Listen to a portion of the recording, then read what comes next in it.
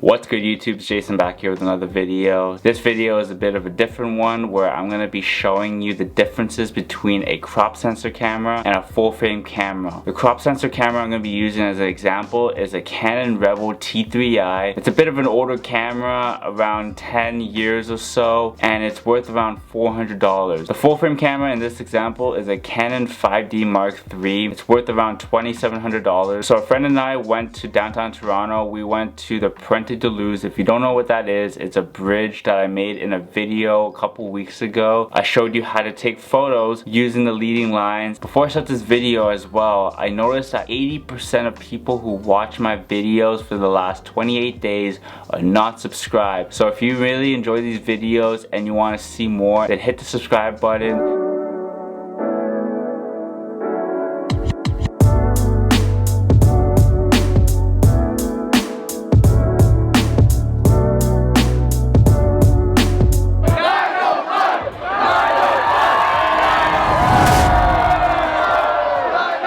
I shot both of these photos on each camera with the same setting, so nothing changed. The Canon 5D Mark III, I shot it on a 24-70 f2.8 lens, and for the Canon Rebel T3i, I shot it on a 50mm 1.8 lens. You will also notice the differences in the portraits with the blurred background, the sharpness of the photo, and the depth of field. I also want to point out that the Rebel T3i was shot in JPEG file and not RAW. I always shoot on my 5D Mark III in RAW format because it gives a better quality image and you won't lose any of the detail on it when you edit it in post. The first example I want to show you is my friend. She's standing in front of the CN Tower and the sun was shining right in front of her. The sun was right behind me when I took this photo. Each photo was shot at a different time, so it wasn't exactly in the same moment that I used both cameras. The settings on both cameras are the same. The shutter speed was 1 out of 400. The aperture was 5.6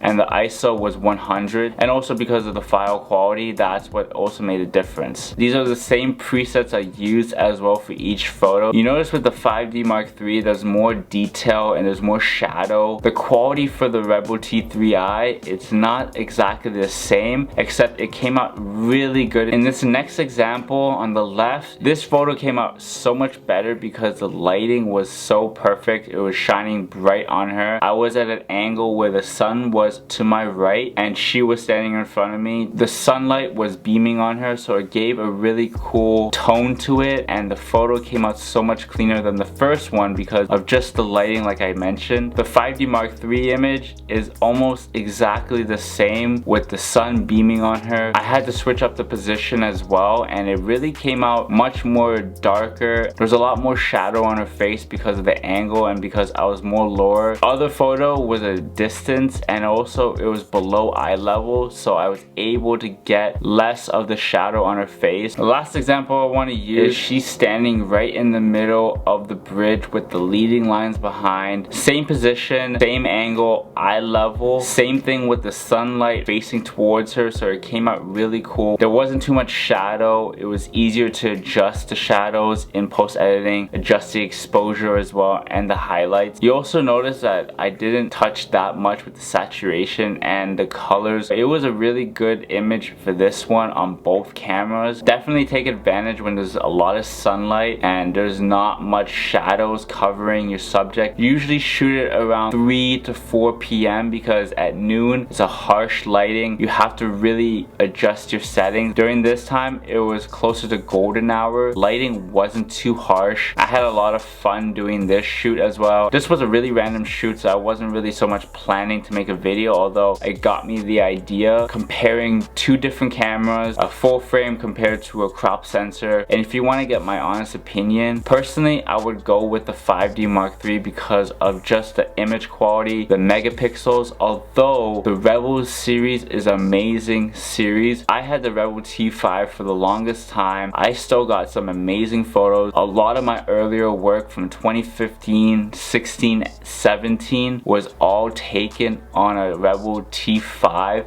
So it doesn't matter so much about the pricing of the camera. It's so much knowing how to use your camera properly with the settings, the time of day, the environment, the sunlight, the shadows, and also shooting it in RAW and not JPEG. I shot photos in JPEG for a couple years before I switched over and shot it in RAW, and that's why you notice the quality cameras is not even really noticeable if I shot it with a 5D Mark III or Rebel T3i. You always just have to play with the angles. Taking portraits with your eye level is so key sometimes. As well, if you really want to see more of this, please let me know. I actually enjoy making these type of videos where I kind of give you comparisons, show you tips and tricks, and also helping you out with your photography and knowing what kind of camera to use. If you enjoyed this video as well, don't forget to like it, share it, comment down below what you enjoyed about this video. If you want to see me make more of these videos, and also don't forget to subscribe and hit the notification bell. I do appreciate every single one of you who subscribe and watches my videos. Also, don't forget to follow me on my socials. I post on my Twitter, Instagram, TikTok. I post a lot of videos. I post a lot of photos. I hope you guys have a great day. Have a great rest of your weekend. Hope you're staying safe, and until next time, I'll see you in the next video.